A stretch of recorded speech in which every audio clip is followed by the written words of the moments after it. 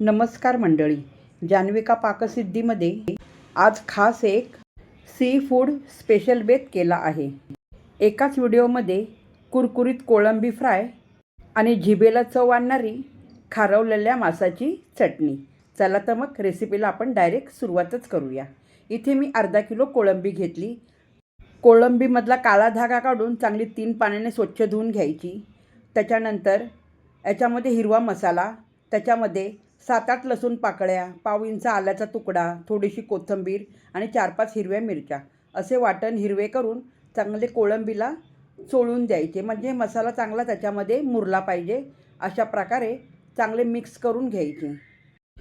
1 चमचा हळद पावडर घालून पुन्हा एकदा चांगले मिक्स करून घेतल्यानंतर मसाला चांगला कोळंबीमध्ये मुरेपर्यंत 15 ते 20 मिनिट याच्यावर झाकण ठेवून द्यायचे.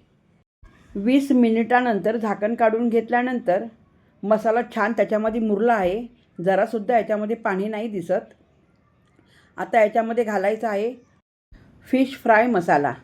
मी या मसाल्याचं प्रमोशन नाही करत. तुमच्याकडे जो मसाला अवेलेबल असेल तो तुम्ही घाला.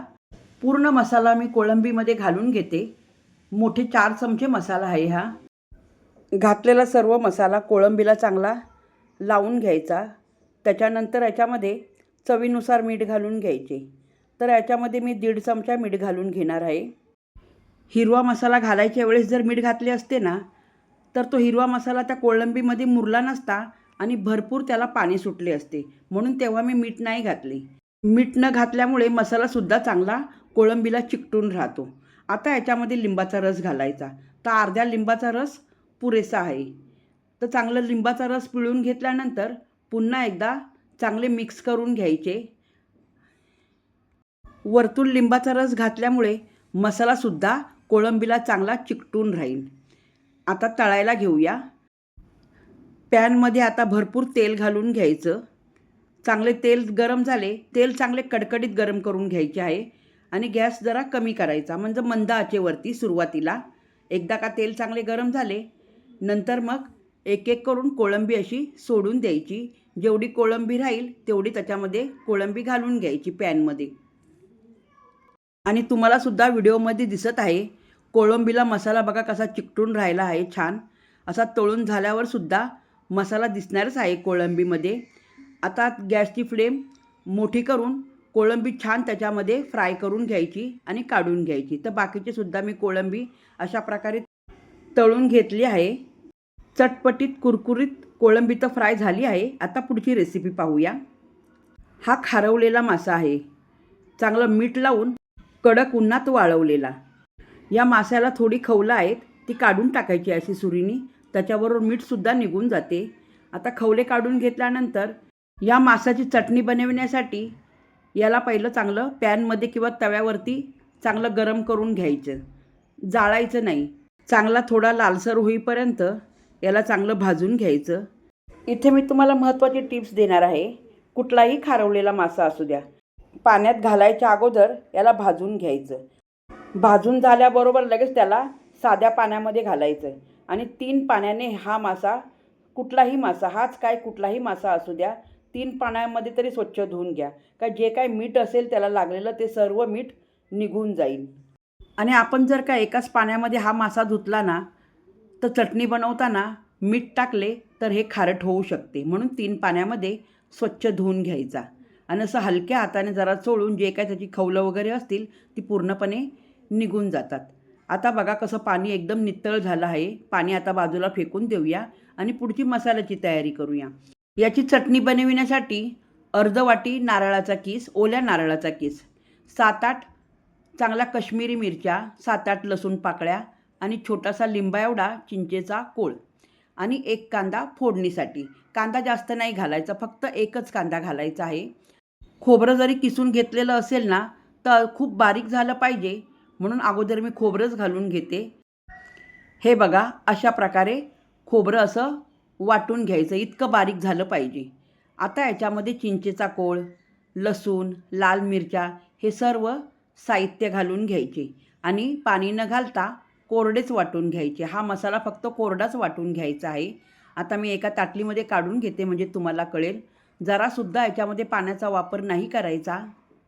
दिसायला मासा चपटा दिसतो, पण याच्यामध्ये जाड असा काटा आहे. तो काटा पहिला याच्यातून काढला पाहिजे. आपल्याला फक्त मासाचे मांस घ्यायचे, काटा नको.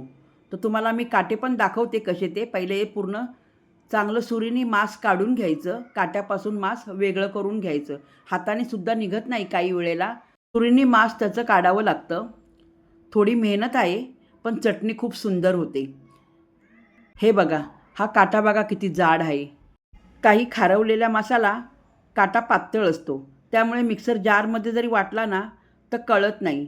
पण हा काटा काढणे फार गरजेचे आहे. तर तुम्ही हा मासा जर करत असाल, याची चटणी जर बनवत असाल, तर या माशाचे पहिले काटे काढून घ्यायचे, नंतर त्याला मिक्सर जारमध्ये घालून वाटून घ्यायचे. हे बघा एवढे काटे निघालेत.